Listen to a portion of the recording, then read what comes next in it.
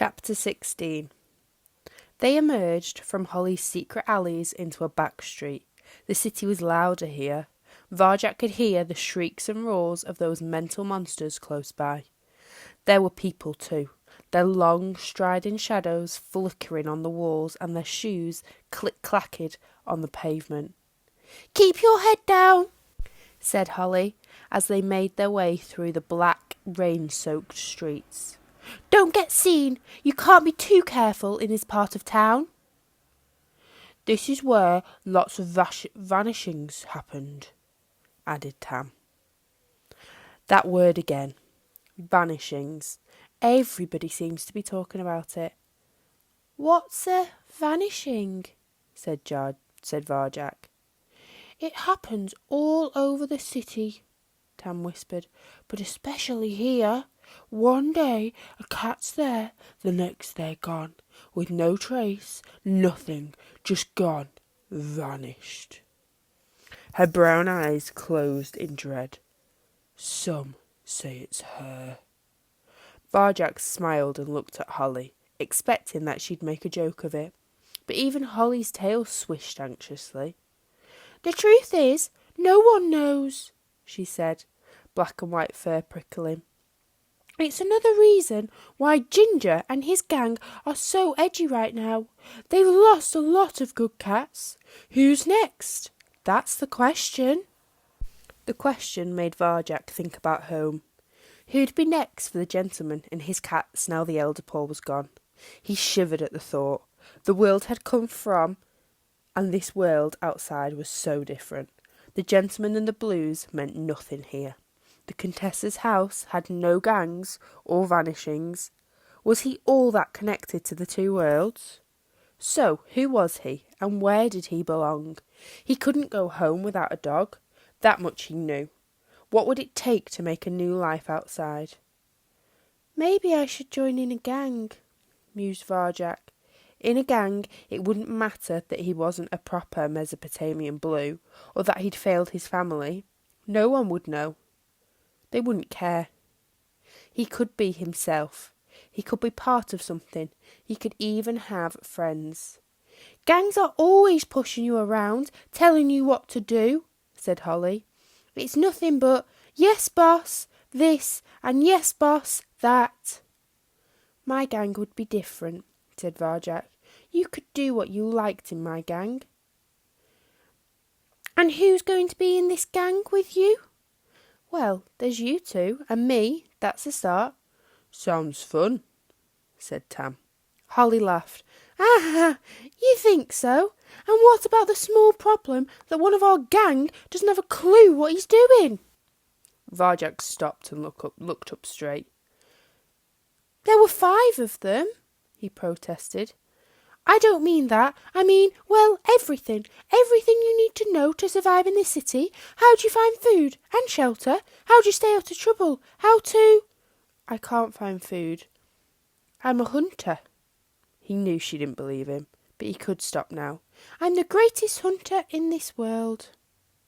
"The greatest hunter in this world?" she scoffed. "You? Pet cat Varjak? You can't even get your own breakfast." But Varjak wasn't listening anymore. Stung by Holly's words, he followed his senses down a turning off the street. He was going to show her. "Why are you so mean to him?" said Tam. "It's obvious he can't hunt, but there's no need." "I haven't finished yet. Hey, Varjak, come back. You're not safe on your own. Where are you going?" "To get my breakfast," he growled. I could hear the buzz of streetlights, the roaring of dogs, the rumbling of the city that never stopped. But above all this, he could sense something else, something close, drawing him on. He followed it into the shadows, further from the lights. "Come back here!" shouted Holly. His eyes slowly adjusted to the dark. Deep down the alleyway, he glimpsed a soggy mound of paper and boxes. He could smell food, salty, fishy, oily, but that wasn't what had drawn him. His awareness started to tingle. There was something else. It was as if he was being watched, not just by Holly and Tam, but by some part of the darkness. with eyes as black as shadow. He let his awareness flow out. What he sensed was odd and cold, something not quite alive, but not quite dead either. He frowned. It felt wrong. "Varjak Paw, it's dangerous down there. Come back right now." It was Holly. He turned, hushed her, and turned back, the tension rising within him. But that strange sensation was gone, leaving no trace. Had he just imagined it? All this talk of vanishings was getting to him. Puzzled, he probed the shadows again with his whiskers. Motion. This time he felt motion, and there in the dark. What was it? Hidden behind the rubbish, something small and sleek was moving. A mouse. It was only a mouse. He let out the tension and grinned. That must have been it all along. Nothing more than a real live and very breakfast-sized mouse. So, this is it, he told himself. Your big moment, your first prey. This is not a toy. This is not a dream. It's real, and it's happening now. Don't move, not till it's in range. Don't even breathe. Here it comes. It thinks it's safe. Hunting, the third skill. When you stalk your prey, you become your prey. Varjak's senses went out to it, tracing its tiniest movements, merging with it in its mind. The mouse came closer, closer. Crack! His paws shot out, slapped the mouse's head hard, stunned it, held it down. Jaws closed around its neck. Teeth sank in, the lethal bite. Varjak gasped. He had killed it for real. And it was like killing a part of himself. "I'm sorry," he thought, beginning to shake. "I'm sorry, but I have to eat." Enough and no more. That is the way the world is made. He stooped and gently picked up the body. His first kill.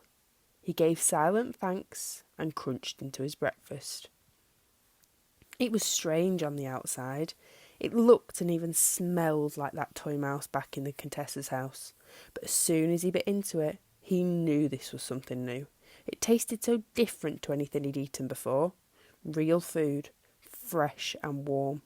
It satisfied him completely. "Did you see that?" said Tam. "Did you see the way he did it? Holly, bam!